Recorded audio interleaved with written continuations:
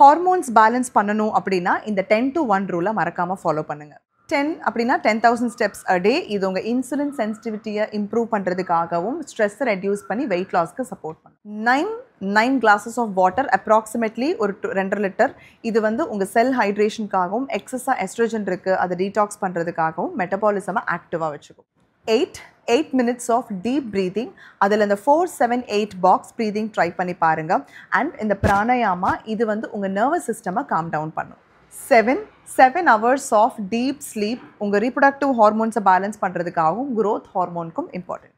6 colourful fruits and vegetables add பண்ணிக்கோங்க. இது உங்கள் ஆன்டி ஆக்சிடென்ட் சப்போர்ட் கொடுக்கும். கொஞ்சம் ஃபைபர் இருக்குது அண்ட் மைக்ரோ நியூட்ரியன்ஸ் நிறையவே இருக்குது. 5 times of strength training or yoga. மோஸ்ட்டாக ஸ்ட்ரென்த் ட்ரைனிங் ப்ரிஃபர் பண்ணிக்கோங்க.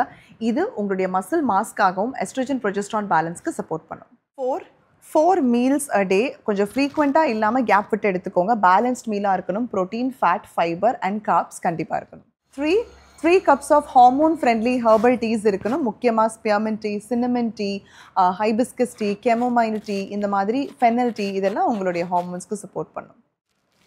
2 hours of no screen time. காலையில் எந்திரிச்சோன்னே 1 மணி நேரம், நைட்டு தூங்குறதுக்கு முன்னாடி 1 மணி நேரம் மொபைல் ஃபோன்ஸ் யூஸ் பண்ணக்கூடாது.